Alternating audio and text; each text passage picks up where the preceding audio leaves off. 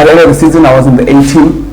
And come on, I was like, hey, do you now see? We're getting A's at school and we're getting A's at the court, guys. That's how we're doing. Yeah, and then I think playing for South Africa for the first time, I was 15 years old. So from not making the A team to being in the A team at the end of the season and not making the Limpopo teams either, right? Because I was still a rough diamond. Sure.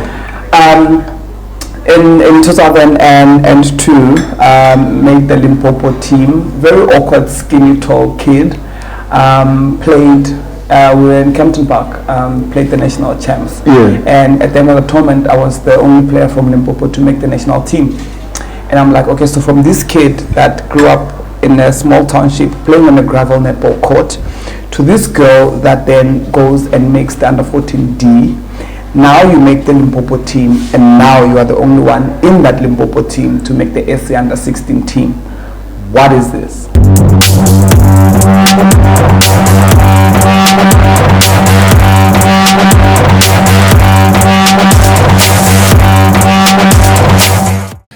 Alright guys, welcome back to another episode of Beyond the Game. Right, if you are new here, please make sure that you do hit the subscribe button, like, comment, engage with us. If you are an existing subscriber here, guys, welcome back. Right, so yeah, before you grab your popcorn and sit down, please make sure you do the right thing.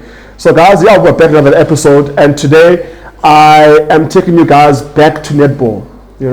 Netball, basketball, soccer, and I must say, guys, I'm a bit intimidated. Yeah, I'm shaking. Because my guest today, she got me on my boots. All right, guys, I have a phenomenal lady here with me today, and she's a former Protea, Spa Protea netball player.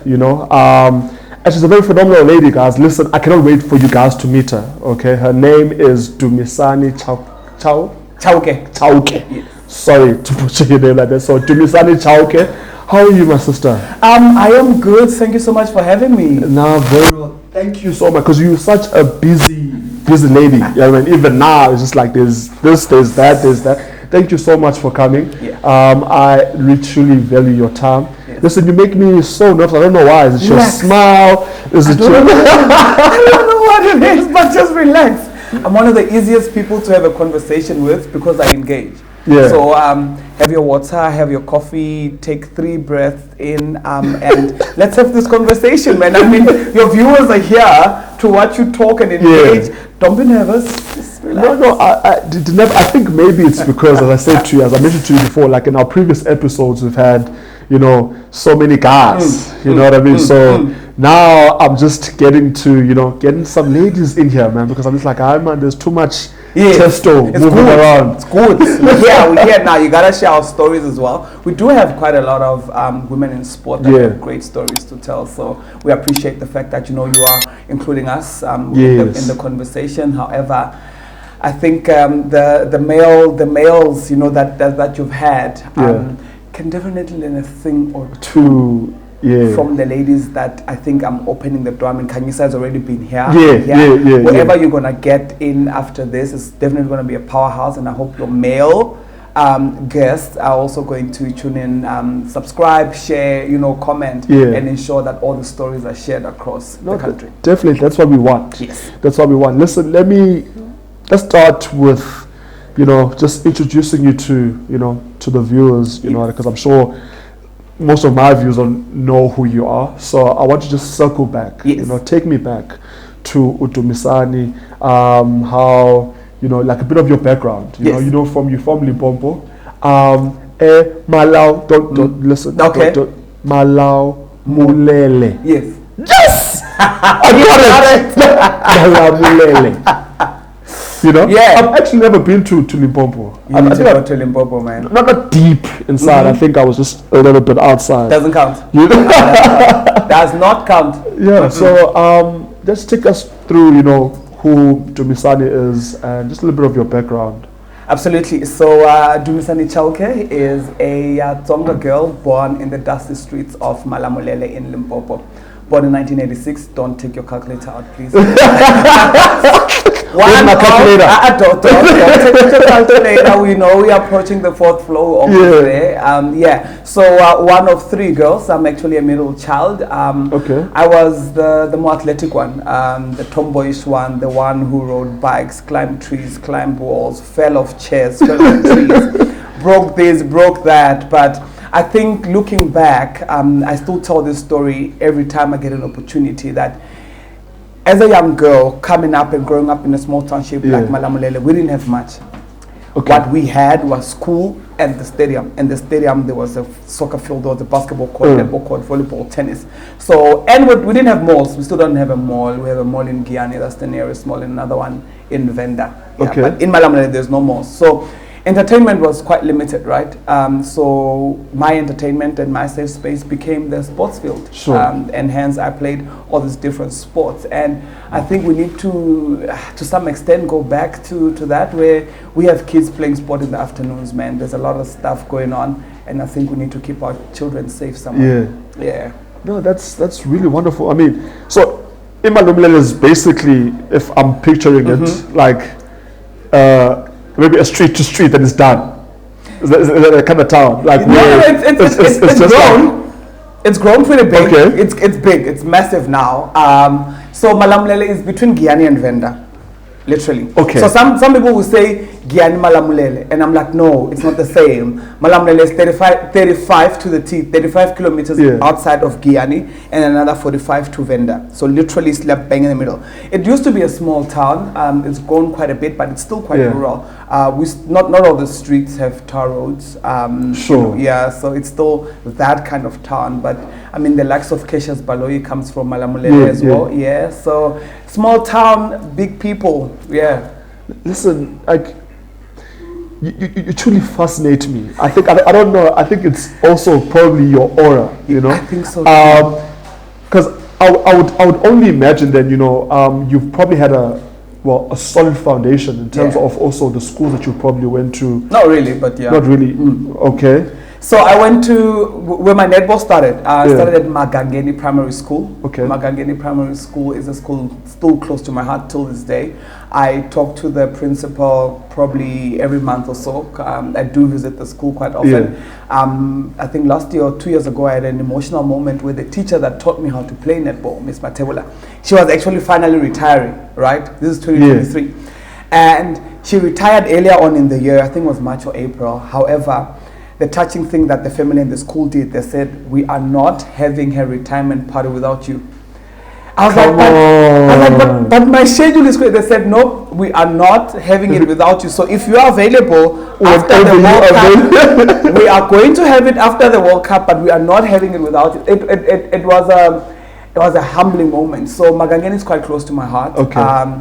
And I know earlier this year they won an award at the Limpopo Sports Awards for, I think it's a school sport development something, and I don't know, for some reason they still mention my name because my name is connected to the school, and I'm like, no guys, the school did well, it's not me. They're like, no, but you're from us. So I went to Magangeni. It's still a rural school.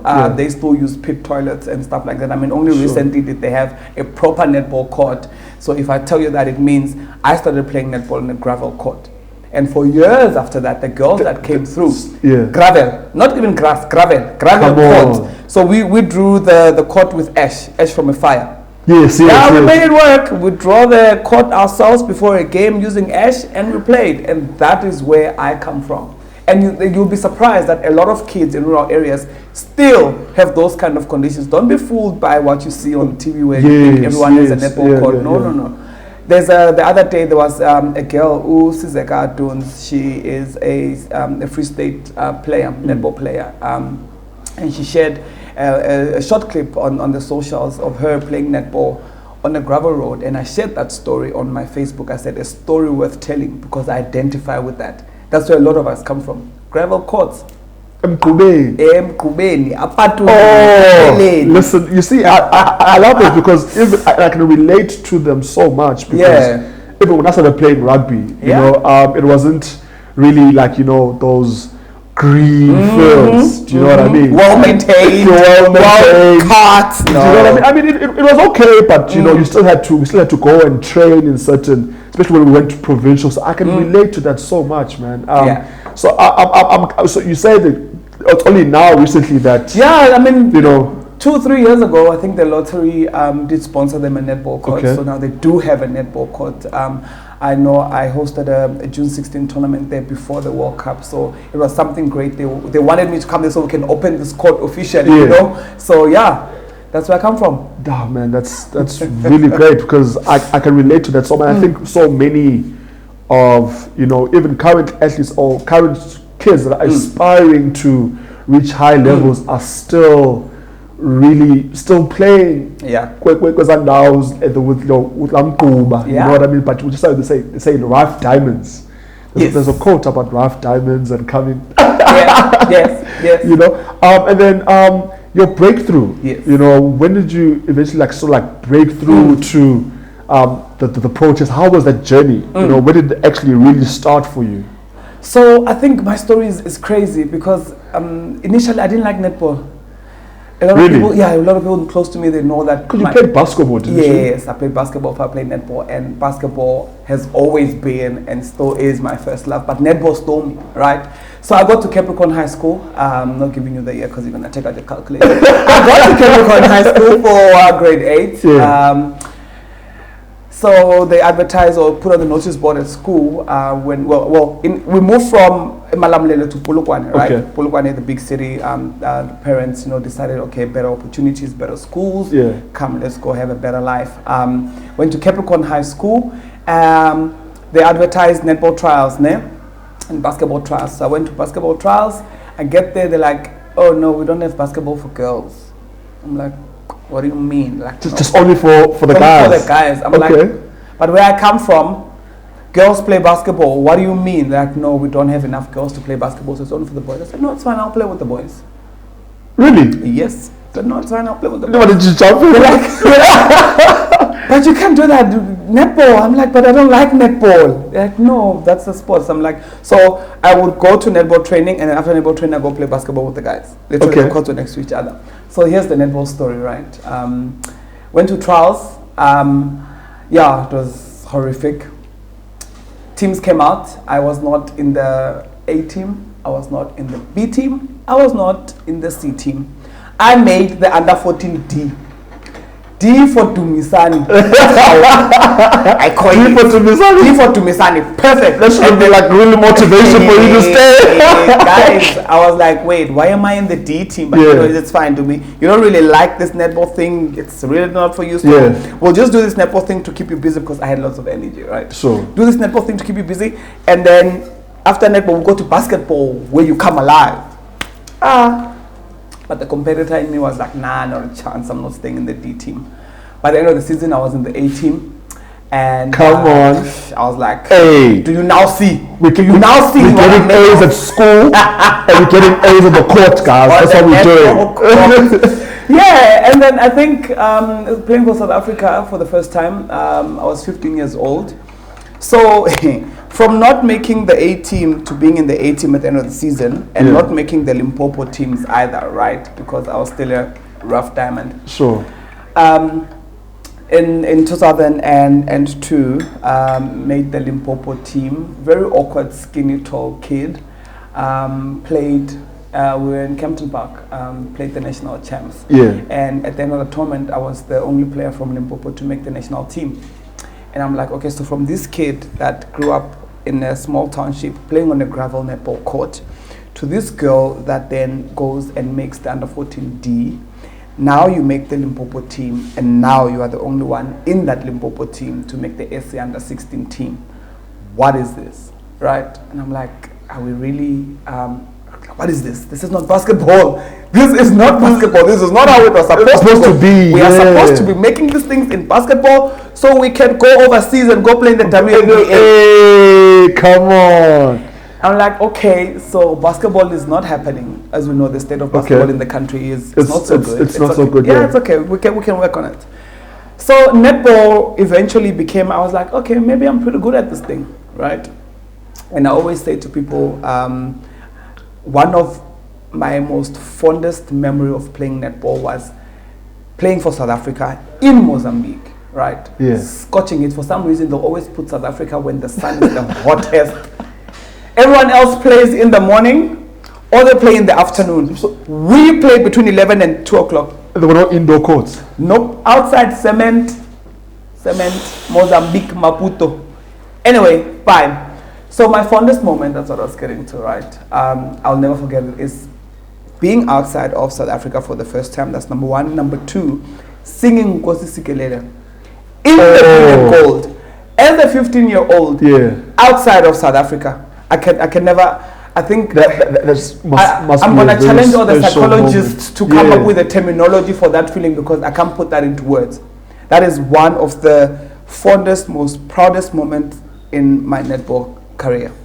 As a 15-year-old coming from Malamulele. And I'm sure like your family was also really like, you know, they were the community, Polokwane, Limpopo, you know, Malamulele, because they still own me till this day. Everyone was just like, oh my gosh, did you just do that? And then I did it again the following year. However, I didn't do it without any challenges, right? Because as we know, every sport or every great thing comes with challenges. So my challenge was I struggled with injuries. Obviously, netball, basketball, high impact sport. So my injuries were knees, because of the high impact of netball and basketball on the knees, right? You see, that's why I was so, you know, thinking with you, because we have so much in common. Hey, I also have knee issues. Yeah, it's a tall people problem. It's a tall people problem. Short people, please. Short people, please. Just stay out of this room. Get out of this room. You know what I mean? Tall people coming in. Tall people problem. So I had issues with my knees, and one of the stories that I share when I do my outreach programs is that one of the doctors, I won't say his name, but I remember his name. One of the doctors in my first op, he says, because I'm so tall, my ligaments are very lax, right? So it's easy for me to overstretch or overextend, and that is why, you know, I'm getting the wear and tear on my knees as well. And he said to my dad, because my mom was overseas at that time, said to my dad, listen, because of her structure and the sports that she plays and the high impact of the sport on her joints, if she keeps playing this thing, she'll be in a wheelchair by 2021. Really? So, yeah, he said to my dad, and I pretended not to hear him. My dad was like, so, what must happen? What must happen? He's like, no, she must stop playing. My dad is like, yo, good luck. You tell her, I'm not telling her that. You tell her that. So the doctor is like, no, listen, Miss Chauke. I said, no, don't worry, doc. I'll look after myself. It's fine. So that's when I went out, played under 16s. I got injured again the following year. And then now, I think we rushed the rehab because I needed to go back and play. So again, he's like, but listen, I told you. I said, it's fine, don't worry. Let me take the risk. If I end up in a wheelchair by the time I'm 20, it would have been worth it. I've got the medals for it. But let's see, I'll take a chance. He's like, no, but as a medical expert, it's my responsibility. I said, I appreciate your responsibility. Ne? You can put it down on paper, I'll sign on it. My responsibility is to me and my dreams. Come on, yes. To make it big. I don't know what I meant by making it big, but I checked the other day in my high school book. One of my nicknames was Michael Jordan, by the way. And Dunga. Because of it's a basketball. Okay. And then because of the football, I had the Dunga nickname. Then the Dunga nickname translated to netball. So most people that call me Dunga today are people that grew up with. I played netball in high school, right? I call you Dunga. You can do that. It's fine. So I got injured, and then he's like, "But you can't do that." And then going back to the high school post that I was telling you about. Sorry. So in there, I said what my future aspirations was to play netball, or to continue playing netball and make it big, right? Yeah. I had no idea what I meant by making it big. I guess, I don't know, but yeah, make it big. So it's always been a constant reminder for me to say, this is the journey I've walked. It has to be worth it.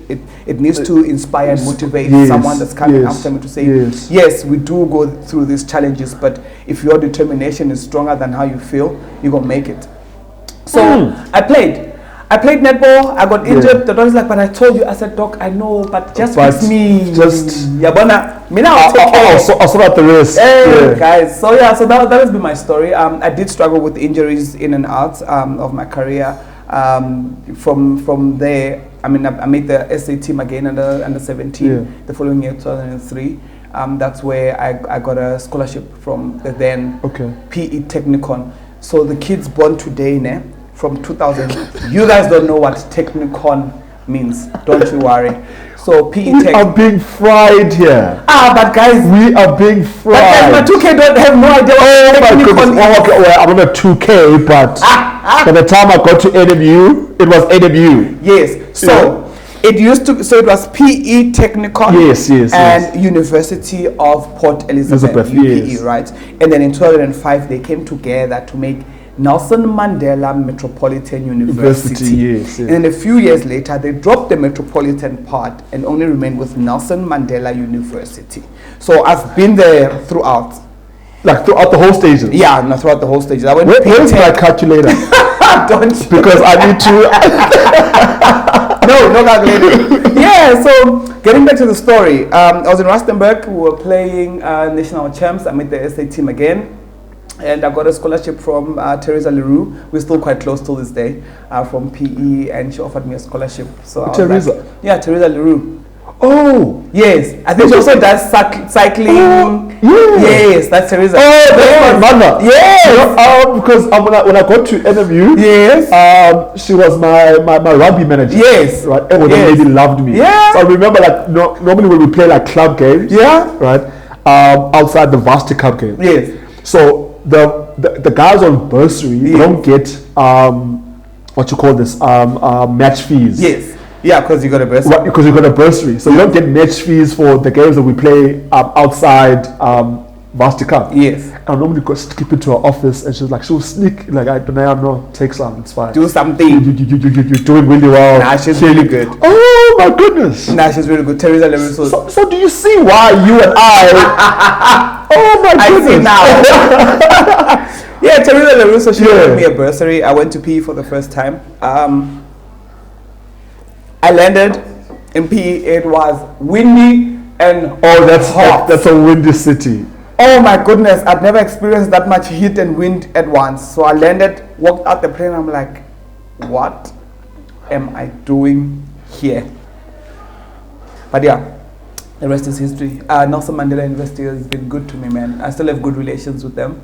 We are going back this year to host USA Netball Championships. Okay. I'm the chairperson of USA Netball. So it's a good feeling. We're going back to Madivas where, I've won championships. Oh, yes. I've done various things for Nelson Mandela, for Eastern Province, Alus. Everything happened down there. I was in P for 12 years. Really? And then I came back up north, John, listen, well, for me, PE has always been like a high, low, very emotional place for me. I still, resonate with it a lot because I think it has built the type of man that I am today, But yeah, I mean, that weather, it changes like literally in an hour. It's raining, the next day it's hot, and then it's windy. 4 seasons in one day. The nice thing I liked about P is that everything is like within 5 minutes drive. Okay, yeah. Everything, literally. You go to town, it's 5 minutes. You go to the More Green Acres, it's 5 minutes. You go to university, it's 5 minutes. You go to the beach, it's 2 minutes. I remember this day I jogged to this other appointment I had with this other girl at Boardwalk. I'm calculating. I'm using a calculator. Listen, strict budget. Yes. So there's transport. There's getting there because the ladies, you can invite me anyway, and then if we see a 50-50, do you know what I mean? So there's the lunch I have to pay for. There's the transporting back. I have to come back. I'm like, you know what? I only have this much for transport. Yeah. So if I can just take a jog. Yeah. Minus one problem. Minus 25 rand for Uber. I had to get there on time because I don't want to keep a lady waiting. Oh my gosh. I got there, got to the bathroom. I had to quickly just freshen up. Oh my gosh. Yeah, no, the things you guys go through. But anyway, listen. You mentioned that the doctor was at the time was telling you, listen, by age of 20, do you know what I mean? But then obviously by then you've already accomplished a few things. Yeah. Do you think if you didn't get into that stage as of yet, you know, you hadn't had a few medals before the doctor's appointment, do you think mentally you would have been able to take it? No, I don't think so. I don't think so. It takes a special personality. It takes a special, personality, a special mindset to be able to take the feedback you're getting from a medical expert and say, I hear you, but you don't know what is going on inside here. And not a lot of people can figure out what's going on in my head, by the way. I just do. Yeah. And I think also, having come from Malamulele, right? Having to go through, you know, the different survival. They do say, tough conditions do produce tougher people, right? I think having come from that and being introduced to what people would say a softer life in the city, I did not let go of the lessons I learned in Malamulele, having to manage myself and being strong and being able to survive and get onto a netball court on a gravel, right? I don't think those lessons went to waste. Because when I was playing netball there, I was still watching a program on TV, on national broadcaster, Sesfigile. And I would see these netball ladies, some of them are my friends now, some coached me, and I'd be like, I want to be that. I want to be on TV. I want to play netball on TV. I want to play netball for my province, for South Africa, So that is what I carried. Everything, and every time I got negative feedback, I'll be like, I appreciate that, thank you so much, but I'm not going to make that my reality because here, there's something that I want. It's here, somewhere here. So I hear what you're saying. I'll take it, we'll put it in the pocket, but there's something else that's driving me. And I think maybe that's part of the reason that I've gone on and I've done so many other things. Other things. Yeah, because the drive is stronger than the external factors that are trying to say, no, you can't. I'm a solutions person. So, okay, what's the solution? I understand. Okay, we see the problem. Yeah, I see it. It's fine. Acknowledge it. What's the solution? How do we move from it? So I think that mindset also has come from my childhood, and I've also learned it through my playing sport all along, and it's just coming through my leadership as well. Listen, you're such a phenomenal person. I'm not gonna lie. Cheers. So with all this like success, and what you're also currently doing now, with your Dumisani Chauke foundation, Netball Foundation, and you being, in prominent spaces like chairperson of organizations, it's very wonderful because I think all of those spaces also are very, well, even before, were very male dominated. Do you know what I mean? Yeah. So now having, women in sport being in those positions, like what has been like your most tough moment like in your career, like that moment which is like, oh, this probably almost broke me. Have you had any of those? I'm trying to think. So one that broke me,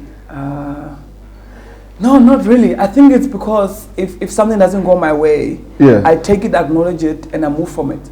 So there's a couple where I did not make the national team, and I just felt, but I deserve to be there, but history didn't have it written in the books like that for me, and I had to accept it for what it was and move on from it, and that's why I've been able to keep going as well in the actual sport, whether as a player, as an administrator, as a coach. Moments where you just feel, but I deserve that. That should have been me. And then you sit back and you're like, okay, it's not you. What next? How else do we pivot on this one? Okay, what's next? So I think somehow in my head, my personality allows me to say, okay, it didn't go my way, thanks. Next, and then we'll pivot. Next one. And that's why I've gone from player to manager to administrator to coach and now back to administration, because I've created those pivot points for myself that if this one doesn't work, we change lanes. Next one. Sure. Yeah. And your foundation, well, it aims to obviously like empower young girls, right, through skills training, life skills. What made you, just want to just like, start this thing and like see it through? Yes. Like what really inspired it?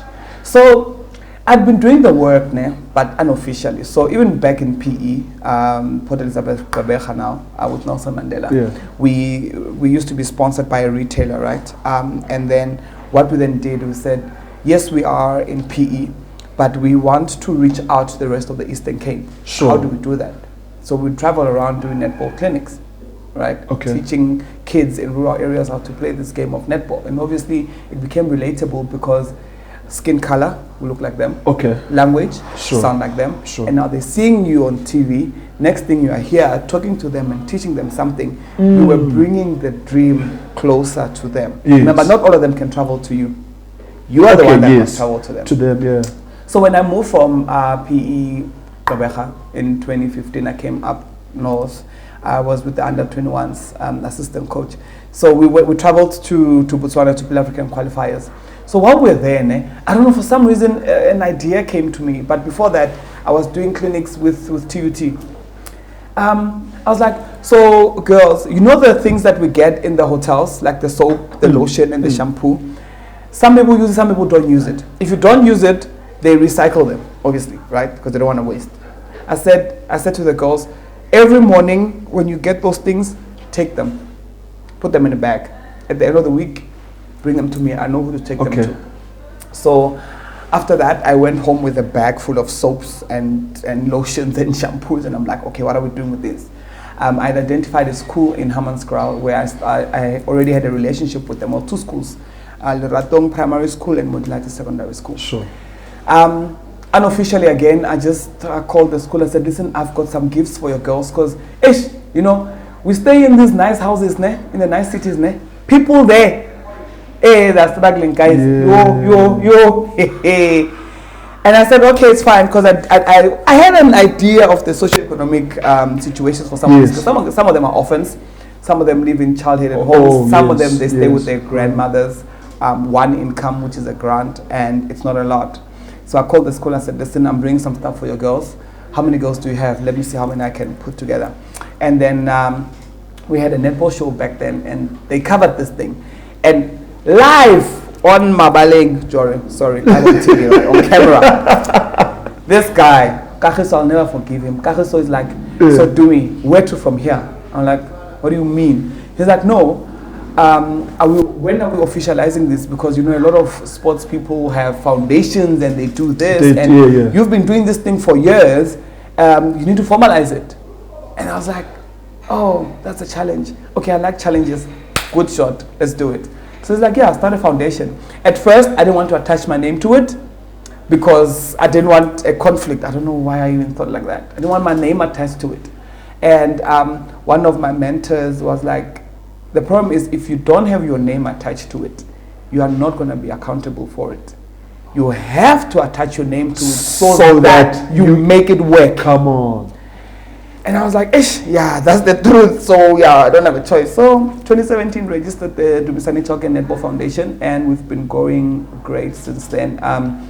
We host netball clinics because we want to position these girls in ways where they can get sports bursaries, right? That they can make teams. I mean, one of the highlights from the Dumisani Chauke Netball Foundation with us doing netball clinics at Modilati.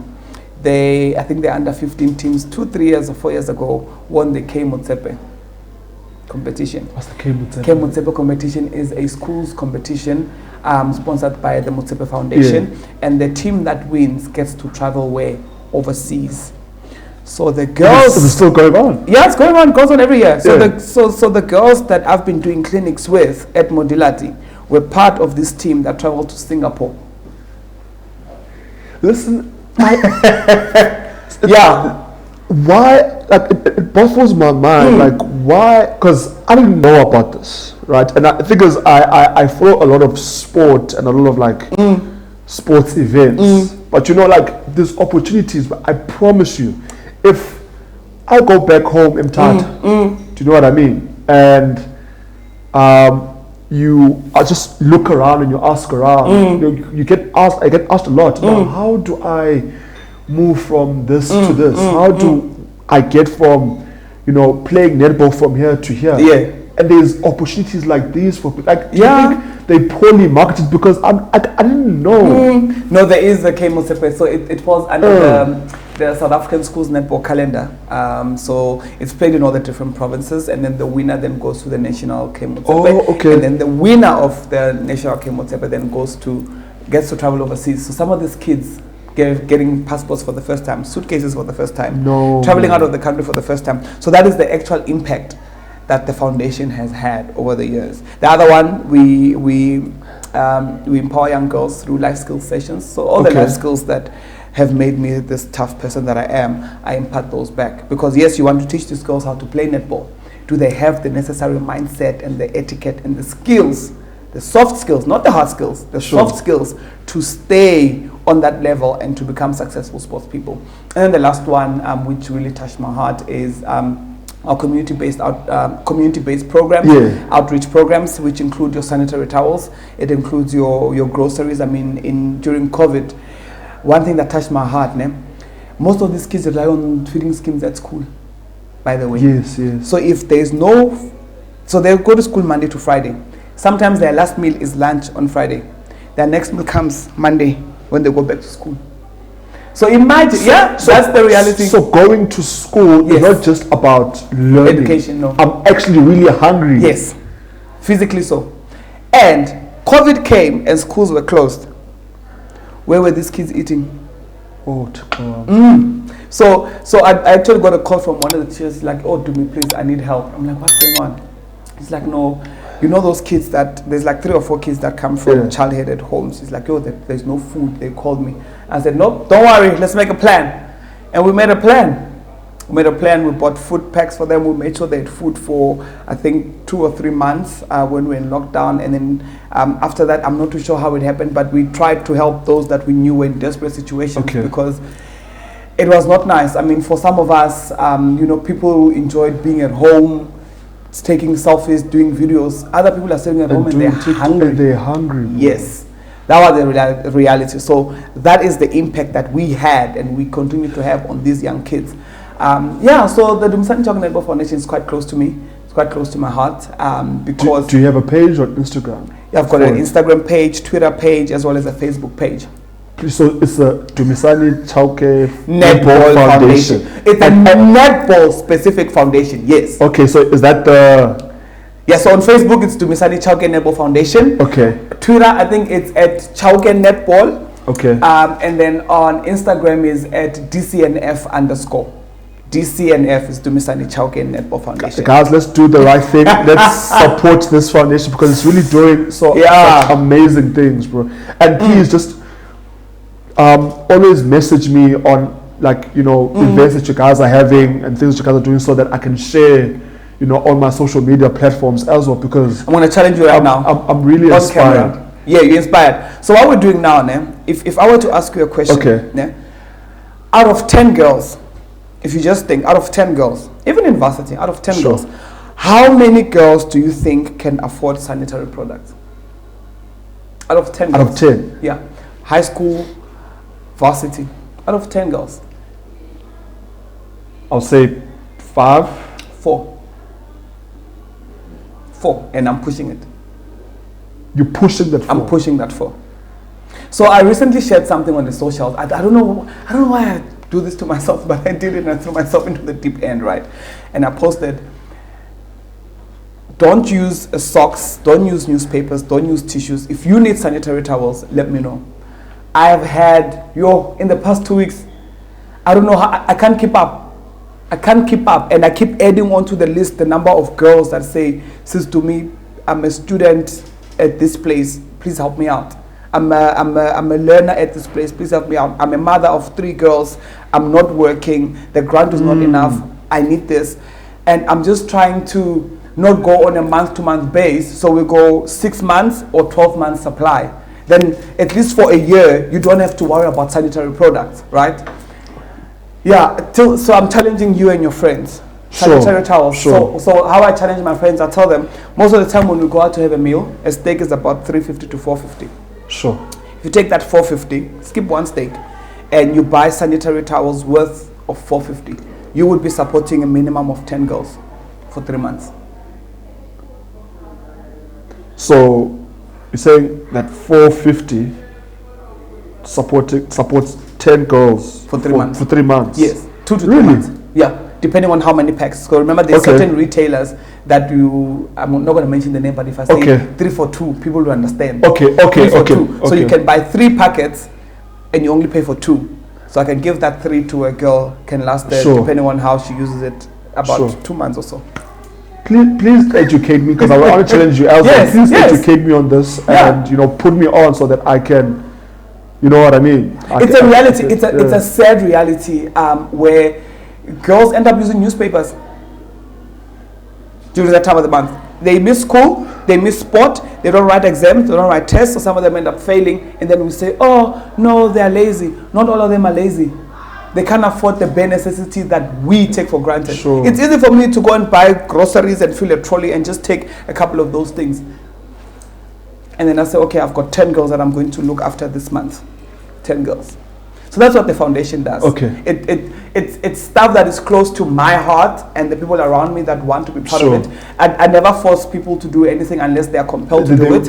Okay. Yes, and most of the time around month end, I say to all my friends that work, I say, I know you're going to go out. I know you're going to go clubbing. You're going to swipe that bottle.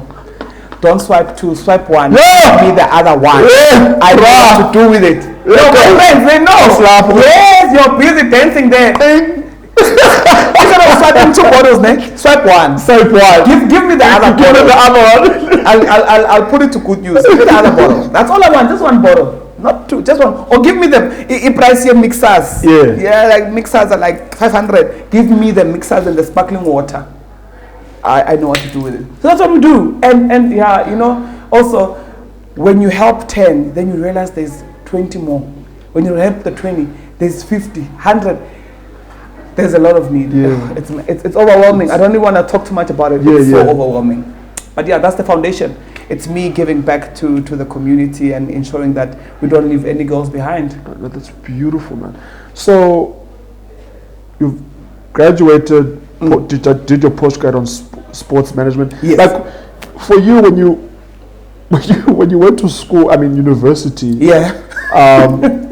Did you academic wise? Yeah. Did you know what you wanted to do academic wise, or just like you just want to just go? I knew exactly what I wanted to study. I knew exactly what I wanted to be. I knew exactly how I wanted my work to be on a daily basis. Yeah. And I think I shared one of the leadership training last week, and I said I am one of the most blessed people because my passion, my calling, my talents, my gifts, my work is all in one. Netball. My work is netball. I'm a sports administrator. Sure. I'm an HOD of sport at TUT. My work is sports. Netball, my passion is sports. Netball analyst for Supersport as well? Yeah, no, that was fun. That was just me blabbing. I think people have come to enjoy this big, bold voice on the TV screens, and I just talk netball. So being an analyst is actually very empowering and fulfilling because I get to teach the viewers about the game. Remember, as a technical analyst, I'm not a commentator, so I'm not telling you what's happening on the court. I'm telling you why something is happening on the court. So I am educating. Yes. So then remember, the Netball World Cup. We had it right here. Right here. I think it was the first one on African soil. Yeah. Right. Yes. And it was a really wonderful spectacle, and I was really lucky to also be involved in it in some way. And I was there. The vibes were really amazing. I thought it was. We didn't feel the vibes because we felt the pressure. It was a wonderful time. Listen. I was there for the vibes. You know? And I think in high school, because my sister also played, and my sister's very short, So I always wondered how is this girl so good at it, but like she's year high, and really she really loved it. Yeah. So, but for other reasons, I I would normally go and watch netball, before I went to rugby training. It's a very good game, by the way. Never mind all the other stuff, but no, because listen, there was this thing that in school where aesthetically, for some reason, I'll say maybe aesthetically, right? Yeah. So the rugby guys would probably date Netball players. Yeah, no, netball players. And Landova, before you go to your own training, say to the court, I will baby have a wonderful day at training. And then really, now I mean better than we got it. But I think for me that time, and I don't have a girlfriend. Yes. And when I finally found one in high school, she wasn't playing netball. We denied she wasn't active in any sport. Oh my gosh. So I'm like, how did that work? Go, please do something. There is something. You know? So, okay, now I've lost my train of thought. So that's what netball girls do to guys. That's what netball girls do. We are 2023 netball World Cup, and also in terms of the broadcasting of it, you know, behind the scenes, it was all women. Yes, absolutely. And the content that we got was so nice. You know what I mean? I think it was one of those wonderful moments of just capturing the power of women in sport. How did that feel for you?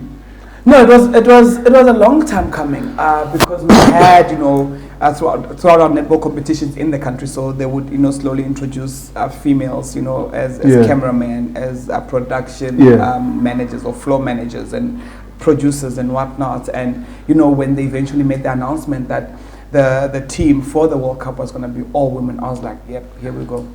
Now we're starting something. Now we're talking, because these girls also, a lot of them probably played netball. Right? Either in high school or their siblings or their aunts or their moms or whatever. So for them, it was not just being a broadcaster. They were part of the story. They were part of the World Cup story. And I think they appreciated being part of it. I mean, there are snippets that do play on one of the broadcasters that want to say names from time to time with who share the short stories, you know.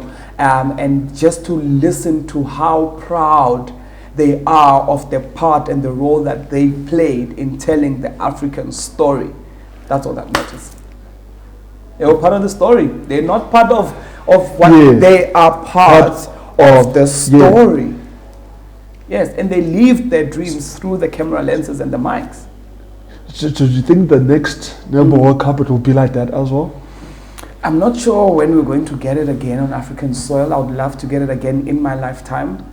But if we don't, I mean, every country that does get to host the World Cup, they try to bring their local flavor. And I think on our side as South Africa, we brought our African vibe. We included, you know, some of our African sisters that were part of that team. And we did have a few international faces that are familiar with the netball setup as well, and which just brought everyone together because everyone felt represented by having someone as part of that production team, which is quite good.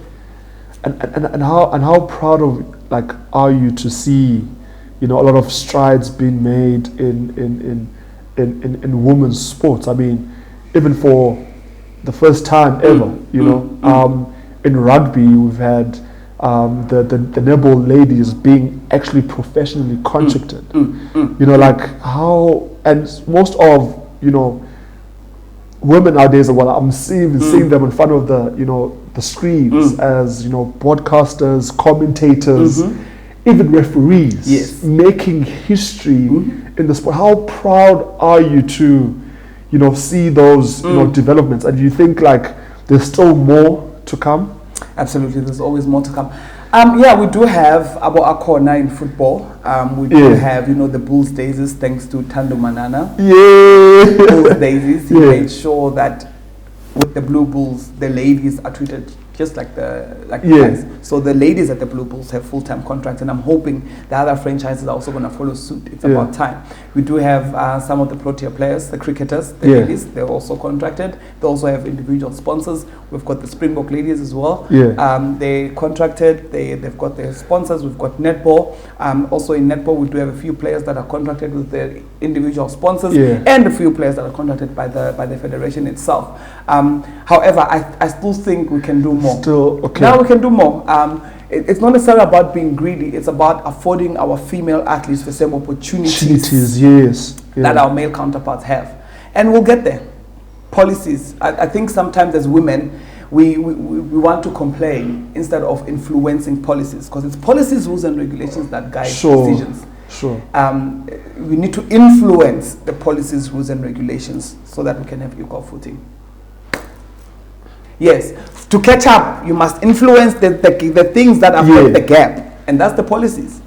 In the boardroom, you need to be part of decision making and discussions in the boardrooms. And you are there.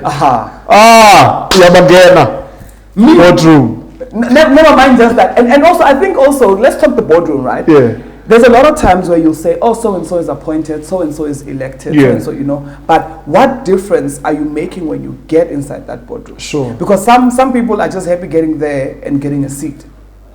Me, I get that. I want to ask questions. I want to know where are we going? Where are we going? Yeah. Why is there only one female here? Solution. Yes. Yeah. I mean, it's all about that. I want to take it back. 2016, I landed in TUT. They employed me there to turn around the netball. So now I must go in and report to the exco. There's like a massive management. Hey, I'm like, okay, no problem, it's fine. Netball's my thing. I didn't even have a written report because it's on my head. Yeah. I get there, I look around, and it's men. I'm like, what is this? They're like, no, you can carry on with the report. I said, no. Before I do my report, I just want to find out. So I'm coming here to report on the #1 female sport in the country, arguably in the country. Okay. I see only men here.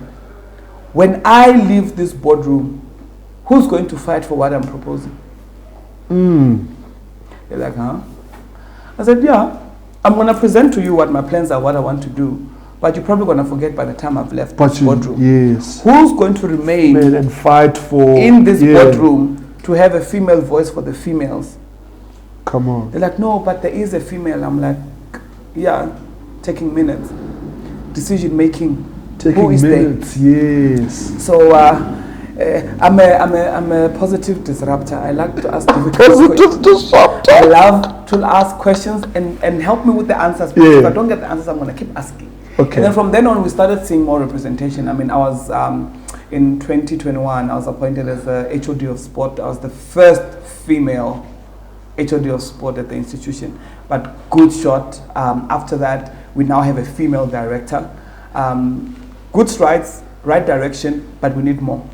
Because there has to be females making decisions for us females and our female sport at the boardroom table. Come on. And sometimes it's not enough just to get the title. You get there and you just want to drink a cappuccino and look pretty. Ask the questions. As long as you are there, ask the questions. Cappuccinos are looking pretty, guys. Guys, Minaji. Hey. See why I'm so afraid of you. No, you can't be afraid of me. As long as you drink things right, there's no need. Because I was like, listen, we need to be on time. Dumisani, I do not want to, I'm not that bad. Let's play a bit of a game. Yes. Basketball. Yes. That was your first love. Yeah. Right? Okay, cool. Please rank for me. Okay. Mix it up. Yes. Mix it up. Doesn't have to just be the guys. Okay, listen. You give me top 5 of the male, your best top 5 male basketball players of all time. For me. And then you will give me top 5 females of the ladies in history. Okay. Males. Yo.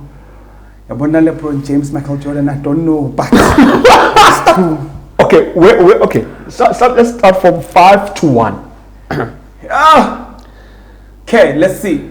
For me personally, I've always been a fan of Tracy McGrady. Kuban Mangelo. You see now. Catch you later. T-Mac, Tracy McGrady. Tracy used to play for Boston Celtics.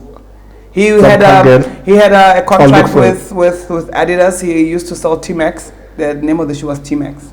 I don't know him. Okay. I was a huge Boston fan. Another one is Kevin Garnett. Okay. KG. You don't know KG? Yeah, I know KG. Yeah. Kevin Garnett. Come on. And I have Kobe, LeBron, Michael. Kobe, LeBron, Michael. What are the top three? You can place them however, I don't care. This is tough. Kobe, LeBron, Michael. Yeah, that's tough. I don't know. Pick and choose. You can close your eyes and choose one of the three. I don't know. Those three. Listen, Kobe, Jordan, LeBron. That's...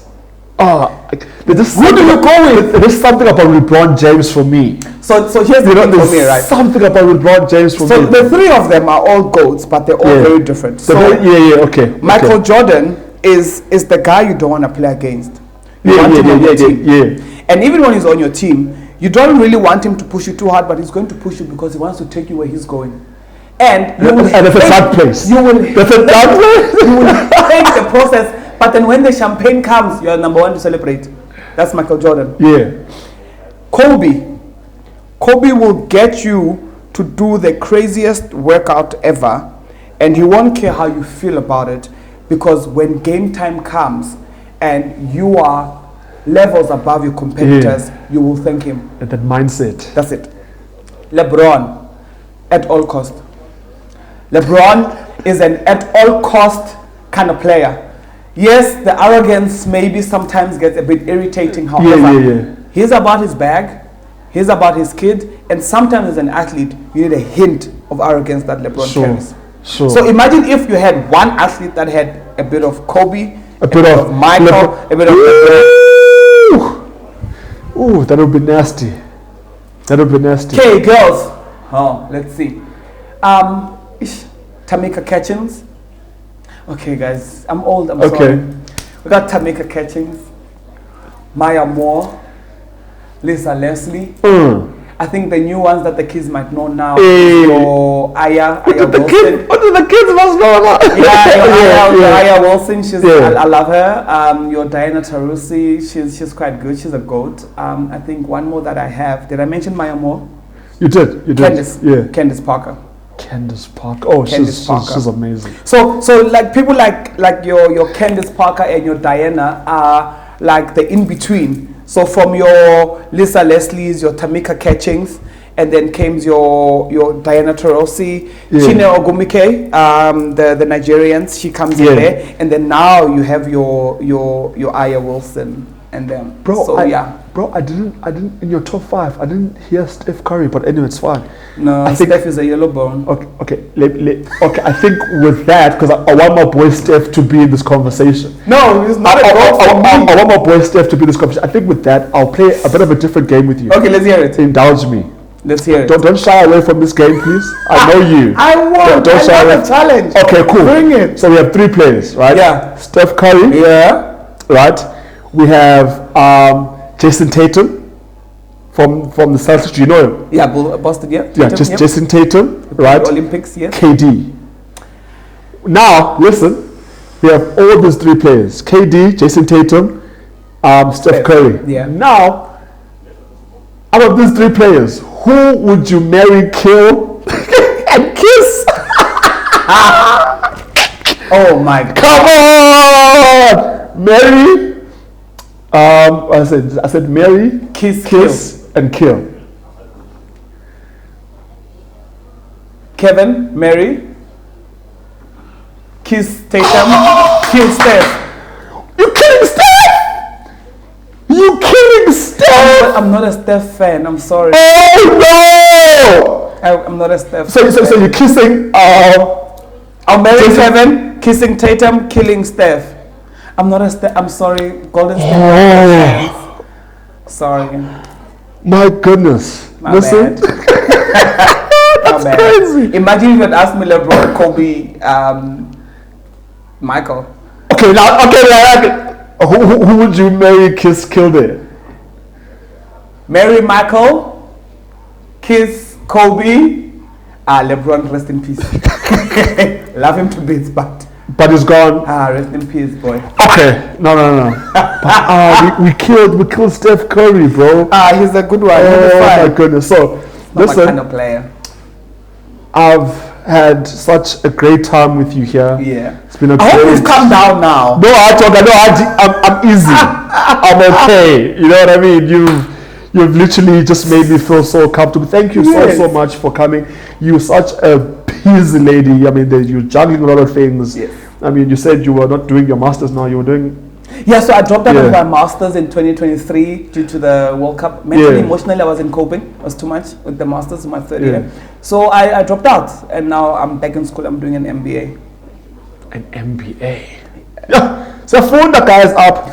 Here we are. This is Fundiswa. We are students of the game and outside the game, and you're doing so much great work. You know, in sport. Thank you so much for that. Please carry on doing the amazing work that you're doing. You know, you're such a wonderful inspiration. I'm sure to so many other, you know, women that want to, you know, become, you know, sports stars and, you know, just be great figures in sport, not just only in sport, but in life. You know what I mean? You're such a wonderful inspiration, not only just to them, but to me now as well. I think I've been really inspired by you and just having, you know, this wonderful conversation with you. Thank you so much.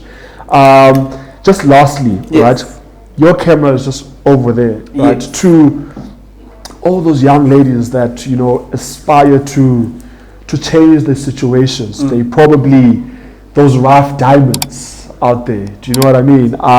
To those who probably even still, you know, probably established, but they're going through a tough time and they just, you know, looking for those words of encouragement, those words of wisdom. You know, what would you say to them, just to give them that encouragement to keep on going, to keep on striving for the best? Do you know what I mean?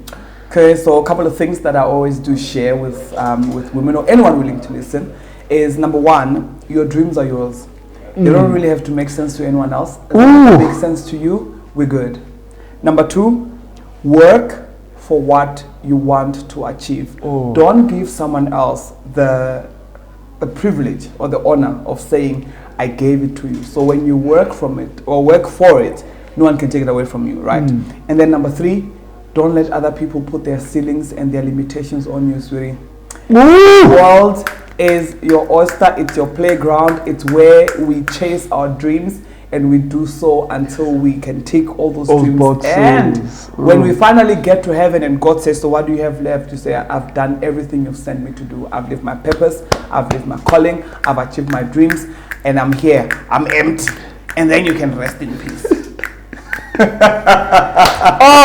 Ladies and gentlemen, there you have it. Dumisani Chauke. Madam, thank you so much. Breaking equipment. I really appreciate you. So guys, you heard it, right? Another episode, another amazing episode with a phenomenal, you know, lady. Please guys, make sure you stay tuned and stay in the conversation. Make sure you do the right thing, right? And subscribe, comment, like, you know what I mean? Share with your friends out there. And also, before we leave, where can, you know, my viewers find you on social media? Facebook, Dumisani Chauke. Instagram at Dumi6871. On Twitter at Chauke Dumisani1. And then on TikTok, I think it's at Chauke Dumisani1 or Dumisani Chauke1. Something like that. Ladies and gentlemen, there you have it. Another episode of Beyond the Game with yours truly, Juicy J, done and dusted. Remember, we are coming live to you from Tempo Luxury Restaurant. Tempo. All right, guys. Until next time, until another episode, make sure you stay tuned with us. Stay real, keep it fresh. Love you. Bye.